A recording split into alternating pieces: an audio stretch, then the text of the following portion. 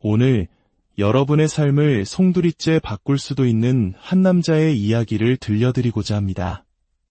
만약 당신이 아는 가장 연약하고 보잘것없던 사람이 어느 날 지구상에서 가장 강인한 사람으로 변했다면 믿으시겠습니까? 여기 한 남자가 있습니다.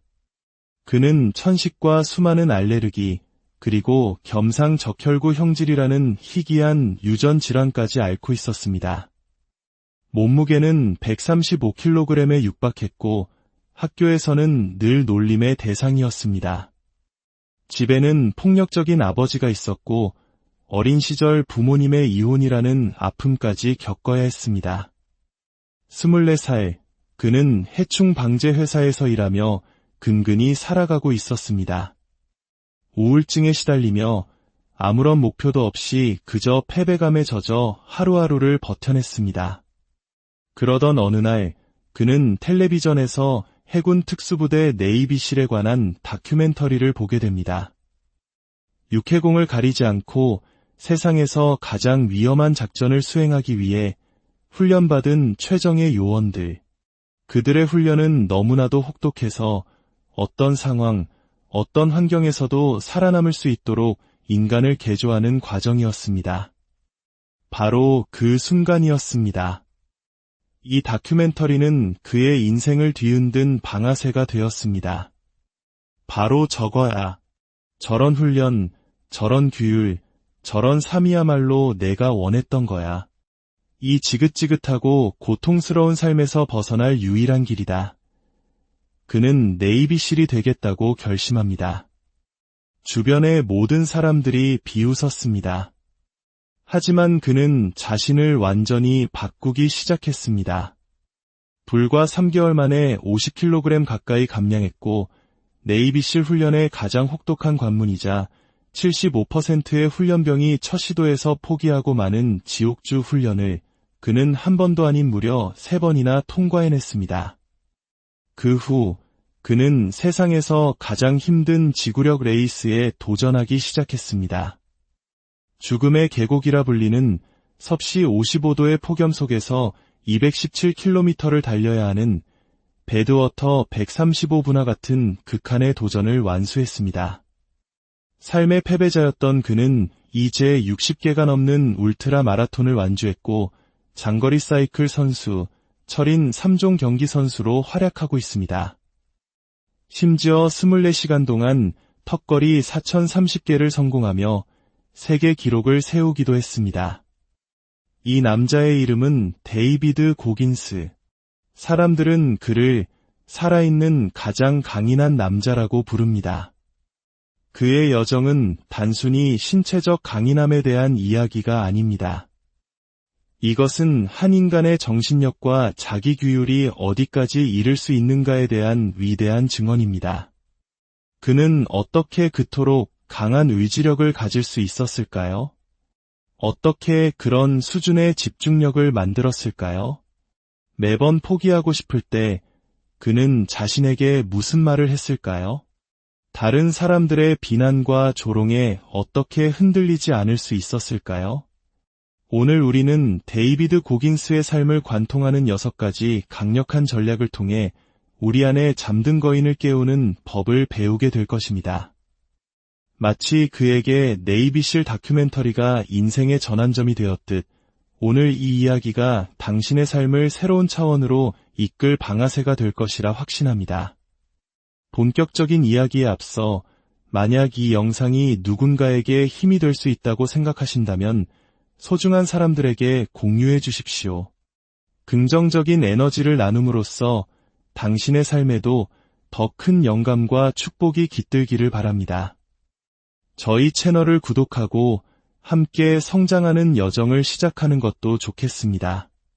데이비드 고긴스의 6가지 전략을 배우기 전에 우리는 자기 규율이란 무엇인지 그리고 동기부여와는 어떻게 다른지 명확히 이해해야 합니다. 한 가지 확실히 해야 할 것은 자기 규율은 타고난 재능이 아니라는 점입니다. 그것은 당신도 그리고 그 누구도 개발할 수 있는 기술입니다. 거대한 바위가 하나 있다고 상상해 보십시오. 당신은 매일 망치로 그 바위를 내리칩니다. 하루, 이틀, 열흘, 20날, 10날이 지나도 바위는 꿈쩍도 하지 않습니다. 하지만 어느 날, 여느 때와 같이 망치를 내리치는 순간 바위는 산산조각이 납니다. 많은 사람들은 마지막 한 번의 망치질 덕분이라고 말할지도 모릅니다. 하지만 당신은 알고 있습니다. 그 마지막 한 번의 일격 뒤에는 셀 수 없이 많은 날들의 꾸준한 망치질이 쌓여 있었다는 것을. 자기 규율이 바로 그 꾸준한 망치질입니다. 우리는 소셜미디어, 수많은 알림, 앱 시리즈 등 온갖 방해 요소에 둘러싸여 살고 있습니다. 이러한 것들은 우리의 의지를 약하게 만듭니다. 하지만 자기 규율이라는 망치를 손에 쥔다면 당신의 성장을 가로막는 방해라는 바위를 하나씩 깨부술 수 있습니다. 그렇다면 동기부여와 자기 규율의 차이는 무엇일까요? 동기부여는 집에 들어오는 전기와 같습니다. 전기가 들어올 때는 선풍기도, 전등도, 에어컨도 잘 작동합니다. 하지만 정전이 되면 모든 것이 그 자리에서 멈춰버립니다. 즉, 동기부여는 예측할 수 없는 에너지원입니다. 의욕이 넘칠 때는 아침 일찍 일어나지만 그렇지 않을 땐 늦잠을 잡니다. 동기부여가 강할 땐 며칠 헬스장에 가지만 그 불꽃이 꺼지면 운동도 멈춥니다. 하지만 자기 규율은 비상발전기나 인버터와 같습니다. 동기부여라는 전기가 끊겨도 자기 규율은 계속해서 당신을 움직이게 합니다. 기분이나 감정, 상황에 좌우되지 않습니다. 자기 규율을 이해했다면 아침에 일어나야 하면 매일 일어나고 헬스장에 가야 하면 매일 갑니다. 공부를 해야 하면 매일 합니다. 동기부여가 찾아오기를 기다리지 않습니다. 어머니가 아침에 아이를 학교에 보낼 때 동기부여를 기다리지 않는 것처럼 말입니다. 아이를 먹이고 입히는 것은 어머니의 규율이자 책임입니다. 한국이 낳은 세계적인 축구선수 손흥민이 매일 훈련하고 식단을 조절하는 것은 그날그날의 기분에 따른 것이 아닙니다. 그것은 그의 삶의 일부가 된 규율입니다. 동기부여는 단기적인 추진력을 줄 수 있지만 자기 규율은 장기적인 성공을 가져다 줍니다. 자, 이제 데이비드 고긴스의 삶을 바꾼 6가지 전략을 하나씩 살펴보겠습니다. 첫 번째, 책임의 거울. 대부분의 사람들은 자신의 진짜 문제를 마주하기를 두려워합니다. 변명을 하고 남을 탓하고 세상의 결점을 찾으면서 정작 자신의 단점은 외면합니다. 데이비드 고긴스가 과체중에 무기력한 삶을 살고 있을 때 그는 더 이상 자신의 결점으로부터 도망치지 않았습니다. 그는 거울 앞에 서서 자신의 모습을 똑바로 마주했습니다. 그리고 스스로에게 책임을 묻기 시작했습니다. 그는 거울 속 자신을 보며 외쳤습니다. 넌 뚱뚱해. 넌 게을러. 넌 내 잠재력을 낭비하고 있어. 이것이 바로 책임의 거울입니다. 책임감은 가능성을 낳기 때문입니다. 우리 역시 스스로에게 정직해져야 합니다. 언제까지 상황을, 가족을, 환경을 탓하며 살 것입니까? 이것은 나의 단점이고 이것을 고쳐야 할 사람은 바로 나 자신이라는 사실을 인정해야 합니다. 이 과정은 고통스럽지만 데이비드 고긴스는 말합니다. 부정이야말로 가장 안락한 안식처다. 자신의 결점을 계속 부정한다면 당신은 결코 발전할 수 없습니다. 두 번째, 40%의 법칙. 자동차가 만들어질 때 연료 계기판에 경고등이 들어오고 주행 가는 거리가 0분으로 표시되어도 실제로는 더 달릴 수 있는 비상연료가 남아 있습니다. 자동차 제조사들이 안전을 위해 만들어 놓은 이 장치는 놀랍게도 창조주가 우리 인간에게도 설계해 놓았습니다. 데이비드 고긴스는 수많은 극한의 도전을 통해 한 가지 사실을 깨달았습니다. 바로 우리가 이제 한계다라고 느끼는 지점은 사실 우리 능력의 단 40%만 사용했을 때라는 것입니다. 우리 안에는 아직 60%의 잠재력이 고스란히 남아 있습니다. 우리의 뇌는 우리가 불편함과 고통을 느끼지 않도록 프로그래밍되어 있습니다. 그래서 너무나도 일찍 멈춰 라고 소리칩니다. 하지만 그것은 육체적인 한계가 아니라 정신적인 한계의 신호일 뿐입니다. 만약 우리가 그 정신적인 신호에 굴복하지 않고 한 걸음 더 나아간다면 우리는 자신의 진짜 한계를 뛰어넘고 진정한 힘을 발견하게 됩니다. 데이비드 고긴스가 처음 달리기를 시작했을 때 그의 목표는 고작 6km를 쉬지 않고 달리는 것이었습니다. 그는 그것조차 해내지 못했습니다. 하지만 그는 40% 법칙을 믿고 계속 자신을 밀어붙였습니다. 결국 그는 6km를 완주했고 3km, 8km, 그리고 마침내 160km가 넘는 울트라 마라톤을 달리는 사람이 되었습니다. 세 번째, 쿠키 단지. 지금 잠시 눈을 감고 당신의 인생에서 가장 힘들었던 순간을 이겨냈던 기억, 혹은 무언가를 성취했던 짜릿한 순간을 떠올려 보십시오. 처음으로 직장을 구했을 때의 기쁨, 어려운 시험에 합격했을 때의 안도감, 누군가를 도왔을 때의 뿌듯함, 큰 실패를 겪고 다시 일어섰을 때의 용기. 데이비드 고긴스는 이러한 과거의 성공과 극복의 기억들을 쿠키 단지라고 부릅니다. 그리고 그는 마음속에 이 쿠키 단지를 만들어 두었습니다. 네이비실 훈련 중 극한의 고통으로 포기하고 싶을 때마다 그는 마음속 쿠키 단지를 열어 과거의 승리를 꺼내 먹었습니다. 그 기억들은 그에게 다시 나아갈 힘을 주었습니다. 이 방법이 강력한 이유는 과거의 승리를 떠올리는 순간 우리의 뇌는 자기의심에서 자기 확신으로 전환되기 때문입니다.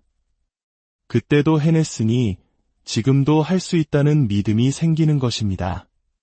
종이에 당신의 성공 경험들을 적어 상자에 넣어두거나 휴대폰 메모장에 기록해 두십시오.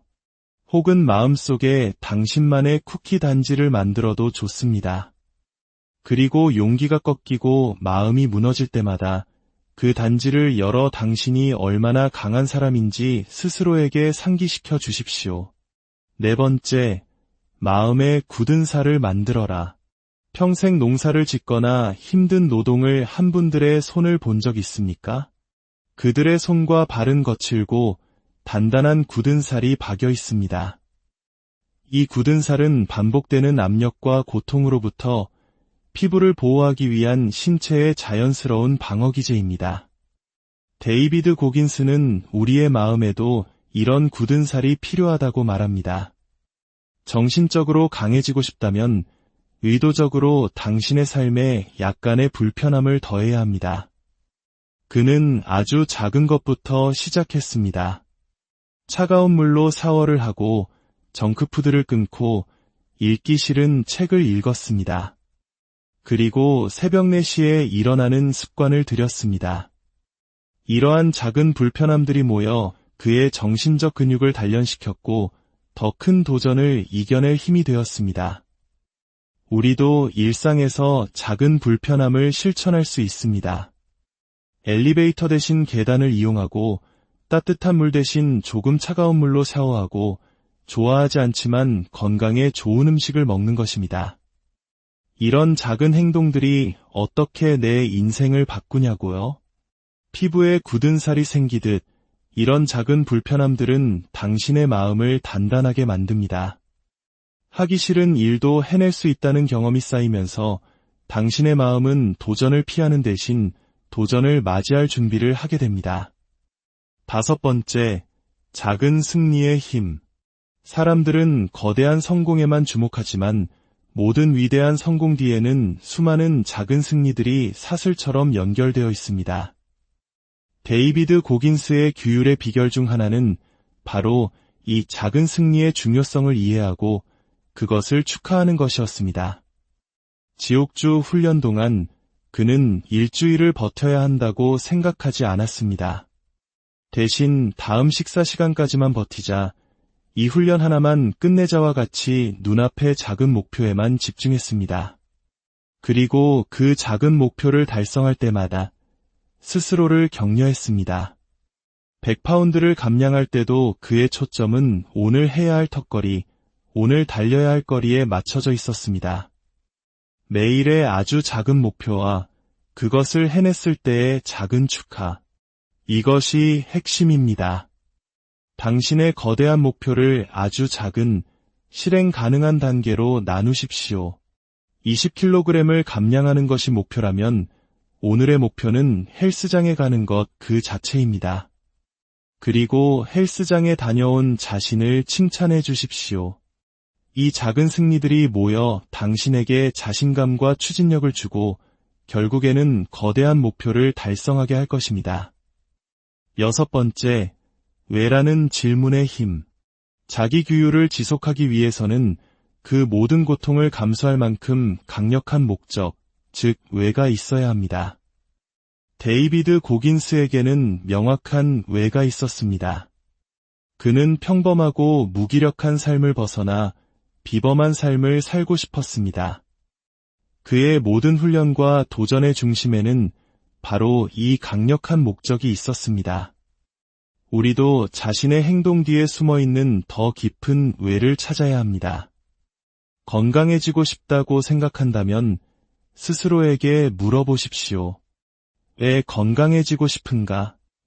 더 자신감 있는 모습으로 살고 싶어서, 사랑하는 가족과 더 오래 행복하게 지내고 싶어서, 바로 이것이 당신을 움직이게 할 진짜 이유입니다. 이 시험에 합격해야 해 라고 생각한다면 다시 물어보십시오. 왜 합격해야 하는가? 부모님을 기쁘게 해드리고 싶어서, 안정적인 미래를 만들고 싶어서 그 깊은 목적을 발견할 때 당신의 동기부여와 자기 규율은 저절로 따라올 것입니다. 오늘 소개해드린 6가지 전략 중 어떤 이에게는 책임의 거울이, 또 어떤 이에게는 40% 법칙이 가슴에 와 닿았을 것입니다. 어쩌면 왜라는 질문을 통해 삶의 목적을 발견한 분도 불편함을 삶의 일부로 만들기로 결심한 분도 있을 것입니다. 이 이야기들을 통해 당신이 매일 조금씩 더 정신적으로 강해져서 세상의 어떤 어려움에도 맞서고 결국 성장하는 삶을 살아가기를 진심으로 바랍니다. 기억하십시오. 올바른 때를 기다리지 마십시오. 오늘, 지금 이 순간을 올바른 때로 만드십시오. 당신에게 가장 큰 울림을 준 전략 한 가지를 골라 오늘부터 당신의 삶에 적용해 보십시오. 그 작은 시작이 당신을